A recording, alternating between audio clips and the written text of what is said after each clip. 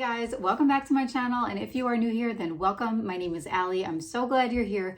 Today I'm going to be sharing with you my main living space. So it's another Christmas decorate with me. This one is my part 3, and in this video I'll be showing you my living room area, which has my couch, the fireplace, the mantle, the tree, styling ideas for your coffee tables and sofa tables as I take you through styling my own sofa table and coffee table. I have tons of great tips within this video. So even if your tree is up already, you can make plenty of tweaks to just really tighten up your decor and bring it to life more. I'll also be sharing with you my powder room downstairs and how I spruce it up for the holidays. Again, lots of great tips and ideas in there, including a really cool print that I found off of Etsy, which I will link down below for you with anything else that I can link. Lastly, stay tuned for the end of the video where I'll be sharing with you a sweet little personal decorative segment that you won't want to miss. If you like videos like this one, don't forget to hit that subscribe button down below and make sure that you have that notification turned on so that every time I upload a new video, you'll be notified. Also, please leave me a thumbs up, drop me a comment down below, let me know what you think. I love reading your comments. I love hearing what you guys think. So without further ado, let's get into the video.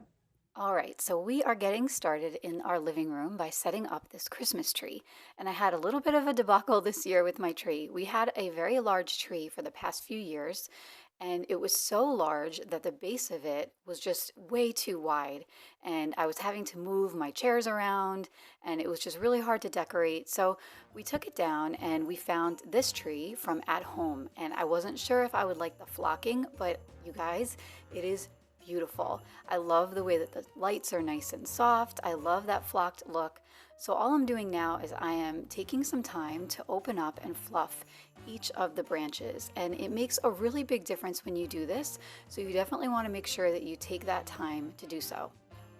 Now I have some command hooks set up already on my mantle, so I am just draping this garland.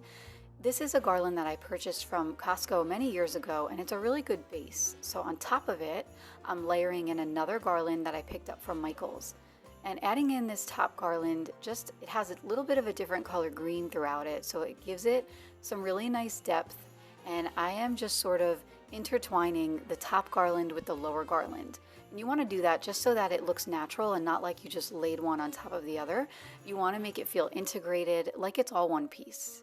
Now I'm layering in a few of these beautiful burgundy berry stems. I also have them on my kitchen island in that large green vase, so I thought that it would carry over really nicely and tie everything together well. So I'm just fluffing these up and sticking them in all the way down the garland. And now I have these battery operated birch branches. I have 2 sets of them. So I'm doing the same like I did with my other garland. I'm just sort of intertwining them, making them feel really natural. You don't need to overdo it, but you want to give it that sort of grown-in look. So again, just gently weaving them through so that it looks like it's been in there the entire time. And I'm really loving the effect. I love the extra flickers of light that it brings to the mantle. And now I am just adding these 4 stockings. I've had these stockings for several years now, purchased from Target. I really like the palms on the side of them. And I'm just using some basic stocking holders here. And I'm finishing off the top of the mantle by adding in these 3 gold taper candle holders with some battery operated taper candles. I like the battery operated ones because they're really easy to turn on. Now I picked this little birch vase up from Asheville. I actually have 2 of them. So what I want to do is I'm adding in a couple of these burgundy pomegranate picks to the top of them. And then in this other one, I'm just adding a few of these icy sort of pine cone picks with a little bit of a flocked pick to the back of them. And I think that that will look really nice and tie in the flocked look of the tree. So I'm adding the flocked one to the mantle, and I'm saving the other one, which I'll show you in just a few what I'm going to do with that. But overall, I think the mantle came out so beautiful. It looks so gorgeous at night, and I'm really happy with the look. And then I wanted to show you the finished look of our Christmas tree. I decorated this with my kids and my husband, so I didn't want to have the camera out, but I did want to just share with you some quick tips. The first is you can add some texture to your tree by getting a large piece of ribbon and cutting it up into different segments and then just sort of tucking them in different areas of the tree. It gives it an overall look like there's ribbon throughout. And then I just pick a color and I distribute that color sort of evenly all around the tree. And then of course you add your sentimental ornaments to give it a finished look.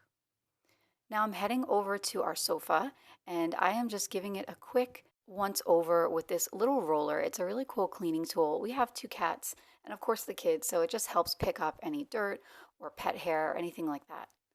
So making sure that that's set, and I'm just fluffing my cushions so that we're ready to style. And I'm beginning with three of these large pillows. These pillows are so cozy and I found them at Home Goods. I really like the neutral tone, almost like a bit of a gold hue to it, and I think it will go really nice with the colors that I'm working with for the holidays.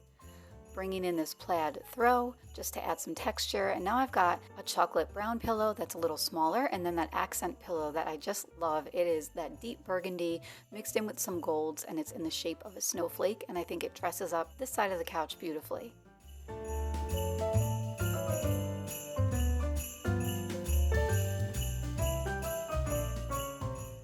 And now I've got this extra large, extra long lumbar pillow that says Merry Christmas. And I like that it has the plaid sort of matching the blanket behind it. This is your reminder to go to places like Burlington Coat Factory because that's where I got that pillow from. I love visiting places, of course, like the big stores like At Home and Home Goods and things like that. But when you go to the stores that have maybe a smaller section of home decor items, you can find some really unique pieces. And now I've got this beautiful ruched throw. It's from Walmart and I shared it in one of my hauls if you guys saw that, and it's just the softest thing. I hardly get to use it because every time I sit on my couch, my cat jumps on it next to me and hogs the throw. Next to that, I added that adorable gingerbread house pillow, also picked up from Walmart, and that completes the look of the couch.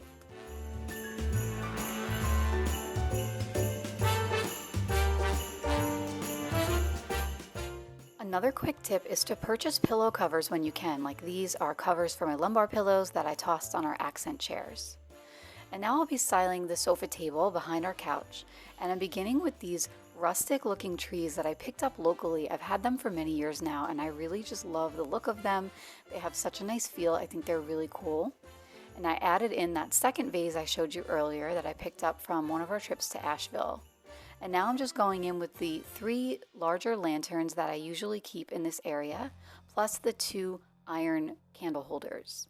And some battery operated candles light these up, and it just brings a really beautiful soft glow at night.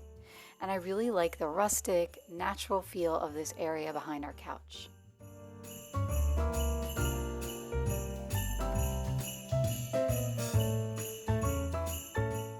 I have these two moss wall vases. They're like wall sconces. So I thought that I would just spruce them up for the holidays by swapping out the florals.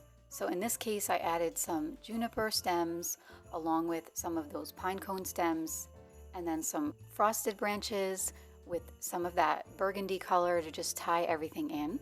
And I finished it off with a pine cone and then this little gold bow. And I'm just using like an ornament hook to sort of poke that through and tie it in and secure it in place. And lastly, I'm adding in a light up branch. And I really like having this effect. I only do it for the holidays and they're battery operated, super easy to use. And it just adds that finished look for Christmas.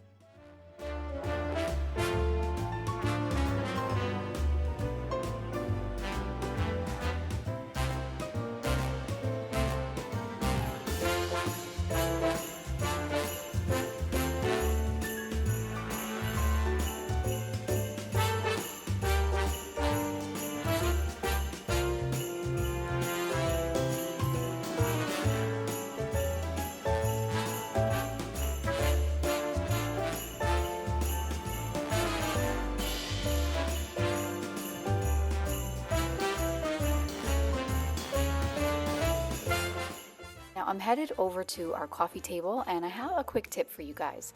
I'm starting with this vase, which I've linked for you below along with everything else that I can. And I'm just adding this little beaded tree necklace to it. Now I have these pinecone stems. I picked up a couple of them from Hobby Lobby. And if I didn't do anything to them, this is kind of how they would look. They're a little lopsided. They look off, right? We can tell that I have to style them a little bit better. So here's what I'm doing. I'm removing a couple of inches off of the bottom of the stem so that they sit a little bit lower in the vase. I want the greenery to sort of be touching the mouth of that vase so that there's none of that stem sticking out without the greenery on it. And now I'm just going back and forth, and I am just sort of moving the branches, bending them here and there. No right way to do this. The point is you just want it to look natural. So if you think about nature, nothing in nature is perfect. It just sort of looks naturally bent here and there. So that's the look that we're going for. And with that second stem, I trimmed a little bit less off of the bottom so that it would sit a little bit higher. And then with the last stem, I did about the same that I did with the first one. And again, just fluffing these out, bending them back and forth. And the end result is so much better than if I just stuck the stems in the vase. I have this beautiful stone vintage mortar that I picked up from a thrift shop, and I linked a similar one for you down below. And I'm just going in and adding a few of these ornaments that I added that burgundy ribbon to the top. And I'm finishing it by adding in some sprigs of greenery just to fill those empty spaces and make it look a little bit more soft. I think that the natural elements of the greenery and the stone paired with that white and that gold look finished with that ribbon just looks really elegant and nice on our coffee table. Moving over to the right side of our coffee table, I'm beginning with this white distress tray, and I'm adding in one of my favorite pieces. This I picked up from Target at the start of the fall, and it is a taper glass hurricane. I love it because you can really change it and make it look different based on the seasons, and you don't have to buy something new. I'm adding in a couple more of those little trees that are carried over from my sofa table just to tie everything in and have a nice cohesive look. And then into that glass jar, I'm adding some of those frosted berry picks. And then I'm just scattering these frosted pine cones around to add a little bit more texture and give it just that finished look with a couple more of those frosted berry picks. One of my favorite things about that glass taper hurricane is that you can add things to it. So in the fall, I filled the bottom with pine cones. And now I love that this season I can add some of these frosted berry picks.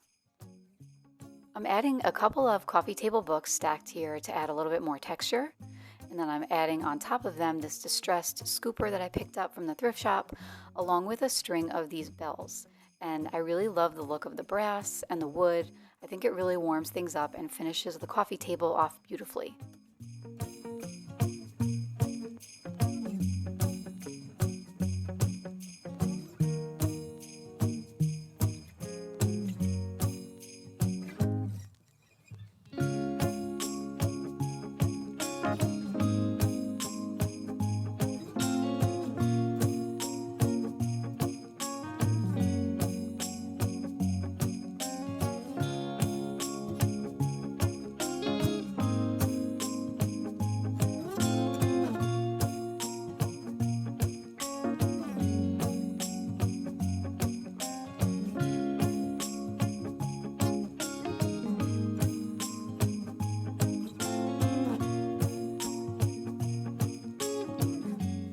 Heading into our guest bathroom, I'm adding these 2 hand towels that I picked up from Home Goods with my 'Tis the Season bath towel. And then I found this gorgeous off of Etsy. It's this moody looking sleigh, and I love the colors. I love how the inside of that sleigh looks like it's lined with that red burgundy velvet. It's just so pretty and festive. So I added it above our towel rack, and then once the season's over, I can swap that print out for something different. I'm adding a few festive touches to the area around our sink, and I am just loving how this all turned out. I added some festive sprigs into that vase, and then I just draped one of those little jeweled necklaces or ornaments around the top of it, and I added that vintage bell to the top of the mirror, and I really just think it came out so beautiful, so cozy. I am loving it.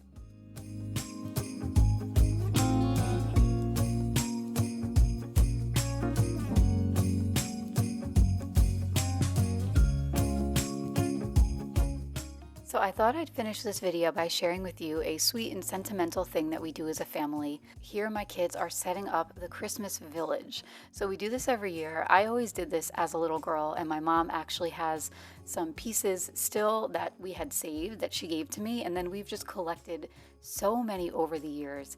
And I just wanted to share it with you because this is just something that's personal, means a lot to us, and it really just brings a ton of joy to my family and my kids putting this village together. And myself and one of my brothers would do this every single year. So the fact that I get to see my kids doing this and just really loving it and finding as much joy in it as we did is just one of my favorite things about Christmas time. I don't know, maybe you have a village like this. If you do, leave me a comment down below. Let me know what maybe some of your favorite pieces are. One of mine for sure is the Radio City Music Hall that came with the Rockettes that's up there in the top right. But it is so sweet and fun to collect new pieces like this and to just see all of the beautiful detail that goes into all of these. It's just so much fun and so pretty. Each year we set it up a little bit different than the year before. There always seems to be new pieces that we find or new little areas of the village that we create, and overall just brings a ton of magic to the season. I shared with you, I think in one of my previous videos, that this is the first year that my son has found out that there is no Santa. So he is 9 years old, he's my youngest, and I thought it was going to be really sad for him, but he took it so well. And I personally am just feeling so relieved that everybody in the house knows now and that we can focus on all the other ways that we bring Christmas magic into the home, and this is definitely one of them. So I hope that you enjoy seeing the village.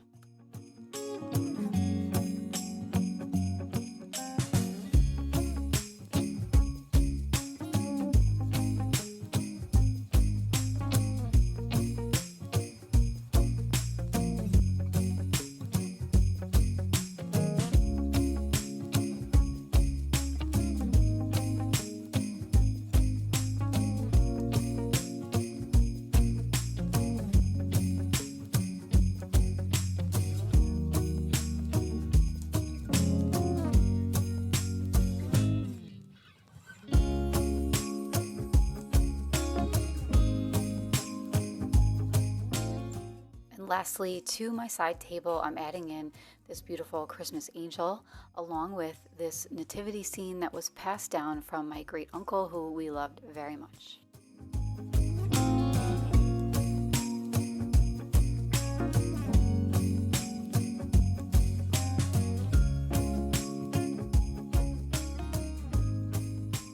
That's it for today, you guys. Thank you so much for watching. I really appreciate you guys being here. I hope that you enjoyed all the tips, but let me know down below if you had a favorite tip or something that maybe you learned from this video that you're gonna do within your own home decor for the holidays. Also, let me know what you thought about the village. I know that that's something that not everybody does. It's just something that we've done for years and years. I've done it since I was a little girl, and a lot of those pieces are actually from my childhood that my mom held on to, and now I get to decorate them with my own kids, which is really special. If you liked this video, please give it a thumbs up and leave me a comment down below. That really helps my channel. I love hearing from you guys. It really means a lot to me. As always, thank you guys so much for watching. I'm so appreciative that you're here, and I'll see you guys next time. Take care.